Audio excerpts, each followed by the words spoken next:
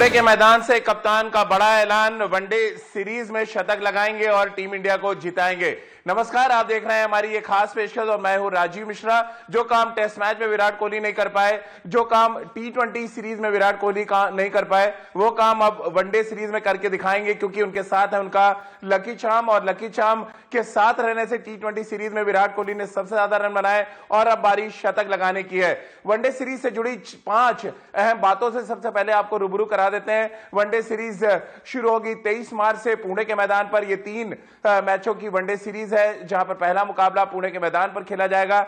इसके अलावा अगर बात करें, 29 साल से इंग्लैंड भारत में नहीं हरा पाया है। ये एक बड़ा चैलेंज है इंग्लैंड टीम के सामने। साथ ही अगर 9 सीरीज जो भारत में खेली गई, उनमें से 6 सीरीज भारतीय टीम ने अपने नाम की है। ये अपने आप में एक बड़ा रिकॉर्ड है जो भारतीय टीम और भारतीय कप्तान के साथ नजर आएगा। इसके अलावा जो सबसे इंपॉर्टेंट फैक्टर है, सबसे बड़ा सवाल है कि पारी की शुरुआत कौन करेगा।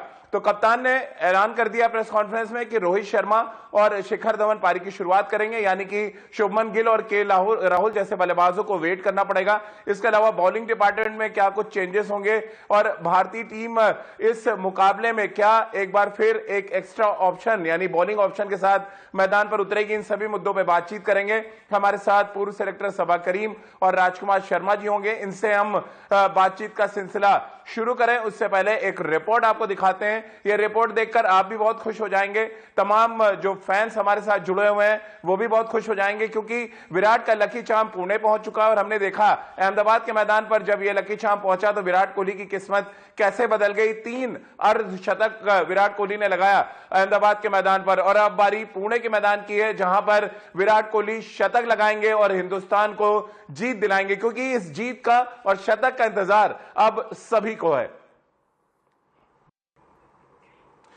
तो चलिए, एक इंतजार, और इस इंतजार का फल कितना मीठा होता है इसके लिए आपको थोड़ा सा वेट और करना पड़ेगा, क्योंकि 23 मार्च को जब भारतीय टीम इंग्लैंड के खिलाफ वनडे सीरीज खेलने मैदान पर उतरेगी तो सबकी निगाहें विराट कोहली की तरफ होंगी, क्योंकि T20 सीरीज में उन्होंने सबसे ज्यादा रन बनाए और अब बारी वनडे क्रिकेट की है। और राजकुमार जी, लकी चार्म विराट कोहली के साथ, फॉर्म विराट कोहली के साथ, बस शतक का इंतजार।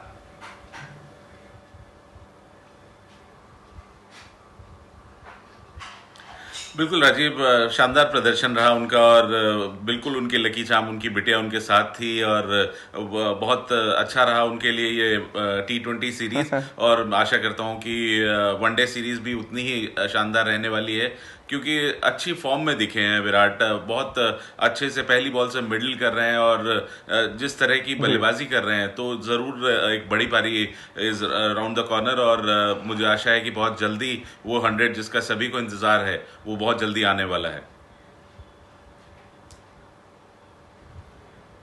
बिल्कुल सबा, और हमने देखा T20 फॉर्मेट में 70 रन बनाए उन्होंने, 80 रन भी बनाए, क्योंकि ओवर कम थे। अब यहाँ पे 50 ओवर की क्रिकेट है, नंबर 3 पर वो बल्लेबाजी करेंगे, इस बात के संकेत उन्होंने प्रेस कॉन्फ्रेंस में दे दिए, यानी कि कम से कम वनडे क्रिकेट में पारी की शुरुआत नहीं करेंगे। और नंबर 3 पे उनका जो ट्रैक रिकॉर्ड है, और इंग्लैंड के खिलाफ पुणे में वो शतक ऑलरेडी लगा चुके हैं, यानी कि मौका भी है और दस्तूर भी है।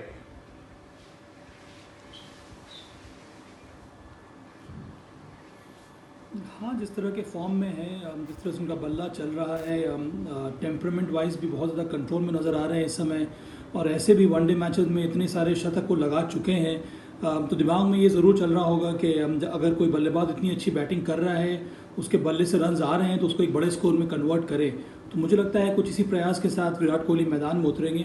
हालांकि उनकी कोशिश इनिशियल ओवर्स में यही होगी कि वो थोड़ा बहुत टिक जाए, एक बार उनका फॉर्म आ जाएगा वापस या फिर बल्ले से रन्स निकलने लगेंगे तो इनको बड़ा स्कोर बनाने में कोई दिक्कत होने वाली नहीं है।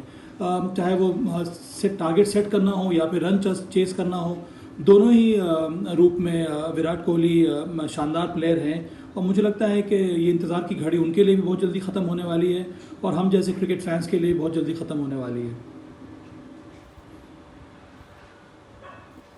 बिल्कुल, रितेंद्र भी हमारे साथ जुड़ गए। रितेंद्र, शतक नंबर 71 का इंतजार है, और क्योंकि अंतर्राष्ट्रीय क्रिकेट में धीरे धीरे वो शतकों के शतक की तरफ बढ़ रहे थे, कोरोना काल और उसके थोड़े खराब फॉर्म की वजह से वो एक तरह से स्पीड ब्रेकर आया, लेकिन T20 फॉर्मेट में हमने देखा कि ये स्पीड ब्रेकर अब पार हो चुका है और अब वो अपनी मंजिल की तरफ फिर से कदम आगे बढ़ाएंगे।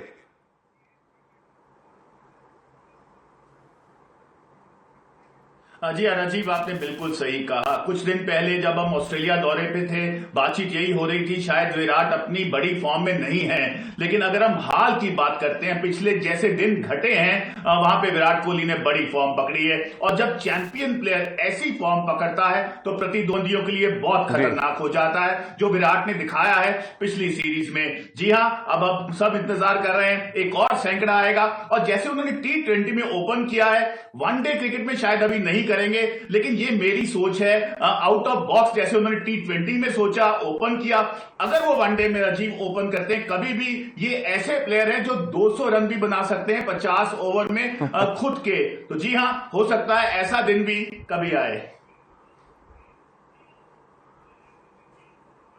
लेकिन रितेंद्र, अभी तो प्रेस कॉन्फ्रेंस में विराट कोहली ने साफ कर दिया कि रोहित शर्मा और शिखर धवन ही पारी की शुरुआत करेंगे, यानी कि एक लंबे अरसे के बाद भारतीय त्रिमूर्ति, भारत के सबसे 3 एक्सपीरियंस बैट्समैन एक साथ मैदान पे होंगे, यानी कि शिखर धवन और रोहित शर्मा पारी की शुरुआत करेंगे और विराट कोहली नंबर 3 पर उतरेंगे। अब ऐसे में शिखर धवन के लिए खासतौर से ये सीरीज एक बड़ा चैलेंज लेके आ रही है, क्योंकि T20 सीरीज में हमने देखा वो फेल हुए, ऑस्ट्रेलिया में कुछ खास कंट्रीब्यूशन उनका था नहीं, और ऐसे में अगर ये सीरीज खराब जाती है तो फिर उनके ऊपर एक बड़ा क्वेश्चन मार्क लग जाएगा। और हमेशा हर भारतीय खिलाड़ी के बारे में इन दिनों कहा जाता है कि जब चैलेंजेस सामने आते हैं तो वो पर्टिकुलर खिलाड़ी सामने आकर अच्छा प्रदर्शन करता है। क्या ये काम शिखर धवन रोहित शर्मा की साझेदारी में कर पाएंगे? बड़ा सवाल, जिसका जवाब जानने के लिए देखिए हमारी ये खास रिपोर्ट।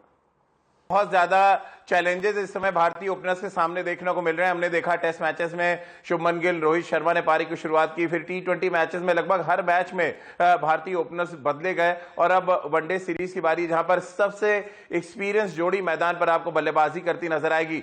ये एक नए तरीके का, रितेंद्र, इसको जुआ आप देख रहे हैं, क्योंकि शुभमन गिल, के राहुल ऑलरेडी टीम में थे, लेकिन इनको दरकिनार करते हुए शिखर धवन को यहां पर मौका दिया गया रोहित शर्मा के साथ।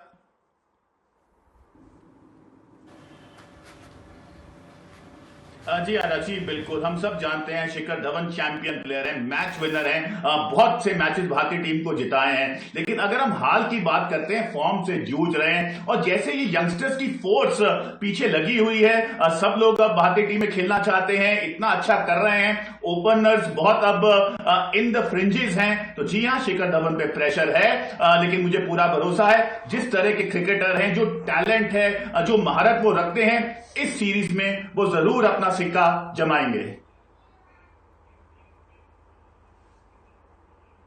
तो चलिए, रोहित शर्मा और शिखर धवन और विराट कोहली, ये 3 खिलाड़ी पहले वनडे के लिए तो पक्के हैं, लेकिन क्या होगी प्लेइंग 11, ये हर कोई जानना चाहता है, क्योंकि भारतीय टीम के प्लेइंग 11 में इस समय जगह बनाना एक बड़े चैलेंज की तरह है। तो एक नजर डाल लेते हैं कि कौन से वो खिलाड़ी हैं जो आपको प्लेइंग 11 में नजर आ सकते हैं। रोहित शर्मा, शिखर धवन पारी की शुरुआत करेंगे, विराट नंबर 3 पे, श्रेयस अय्यर नंबर 4 पे, फिर एक बड़ा चैलेंज के तौर पे ऋषभ पंत को नंबर 5 और हार्दिक पांड्या को 6 पे दी जा सकती है जगह, वॉशिंगटन सुंदर नंबर 7 पे एज ऑलराउंडर, फिर यजुवेंद्र चहल और बाकी के 3 गेंदबाज।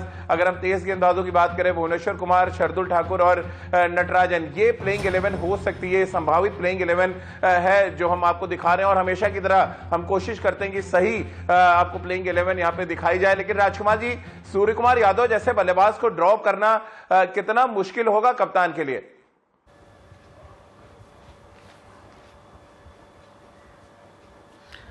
मुश्किल होगा राजीव, और मुझे लगता है कि अगर ये जो टीम हमने बनाई है इसमें थोड़ा सा बैटिंग आपको वीक नजर आ रही है, क्योंकि नंबर 5 पर ऋषभ पंत खेलते हुए नजर आ रहे हैं, नंबर 6 पर हार्दिक पांड्या खेल रहे हैं, तो कहीं ना कहीं उसके बावजूद कि बाद में वॉशिंगटन सुंदर है, लेकिन बैटिंग मुझे लगता है कि वीक है। तो शायद सूर्य कुमार यादव को यहाँ पर आना होगा, और फिर भारत को दोबारा से 5 ही बॉलर्स के साथ खेलना होगा, और हार्दिक पांड्या को पूरे अपने 10 ओवर डालने होंगे, जो कि एक बड़ा चैलेंज होगा। क्यों मुझे लगता है कि पहला वनडे है, भारत 5 बॉलर्स के साथ ही जाएगा, क्योंकि वरना कॉम्बिनेशन नहीं बनेगा। और अगर हार्दिक पांड्या अपने 10 ओवर पूरे डालते हैं तो ये एक सेटल्ड टीम हो जाएगी अगले मैचों के लिए।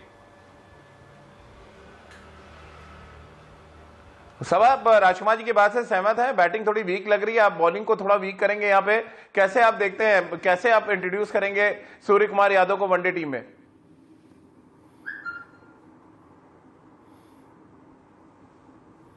मुझे लगता है उस समय उनकी जगह है 11 में राजीव। मुझे लगता है कि नंबर 4 पर श्रेयस अय्यर, नंबर 5 पर KL राहुल, क्योंकि नंबर 5 पर केएल राहुल ने मिडिल ऑर्डर में शानदार तरीके से मैच जिताया है भारत के लिए। और कई बार हम लोग गलती ये कर बैठते हैं कि T20 का फॉर्मेट या फिर टेस्ट क्रिकेट के फॉर्म पे हम लोग दूसरे फॉर्मेट में भी प्लेयर्स को चुनने लगते हैं। ऐसा नहीं होना चाहिए, इस वजह से बहुत ज़्यादा इनसिक्योरिटी आ जाती है टीम में। वैसे खिलाड़ी जो पिछली बार इसी फॉर्मेट में जिन्होंने परफॉर्म किया है उनको ज़रूर आगे मौका मिलना चाहिए, और अगर वो परफॉर्म नहीं करते हैं इस स्पेसिफिक फॉर्मेट में तब आपको परिवर्तन लाना चाहिए टीम में, तभी आप टीम को बिल्ड करते हैं। और मुझे लगता है कि इसके बारे में भली भांति मालूम है विराट कोहली को भी, इसीलिए उन्होंने प्रेस कॉन्फ्रेंस में पहले ही कह दिया कि हमारे ओपनर्स होंगे रोहित शर्मा और शिखर धवन, क्योंकि ये दोनों मैच विनिंग पेयर हैं। तो मुझे लगता है कि कुछ इसी प्रकार की सोच के साथ भारतीय टीम मैदान में उतरेगी। मेरे विचार में हार्दिक पांड्या वापस आ रहे हैं एक ऑलराउंडर के रूप में, बहुत बड़ी खबर है।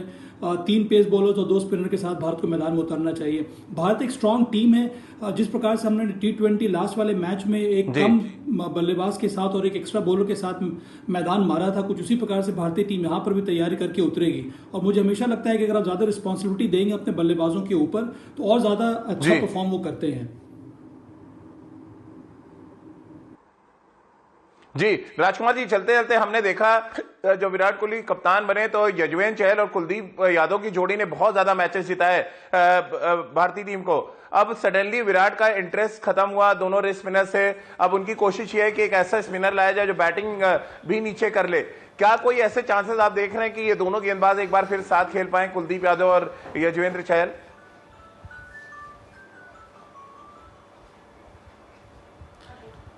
दोनों तो नहीं, लेकिन राजीव मुझे लगता है कि यजुवेंद्र चहल जरूर खेलते दिखेंगे, क्योंकि मिडिल ओवर में उनकी बहुत ज़रूरत है उनकी बॉलिंग की, क्योंकि अटैकिंग स्पिनर हैं और मिडिल ओवर्स में विकेट लेकर देते हैं, तो कहीं ना कहीं उनकी ज़रूरत होगी। और दूसरा, कुलदीप यादव के आने से और चहल के खेलने से अगर आप देखें वनडे में थोड़ी सी लंबी हो जाती है टेल हमारी, क्योंकि भारतीय तेज गेंदबाज भी ज़्यादा अच्छी बल्लेबाजी नहीं करते हैं, तो बहुत लंबी टेल ना हो जाए इसलिए ऐसा किया जाता है कि एक ऑलराउंडर स्पिनर हो और एक जेन्युइन स्पिनर हो।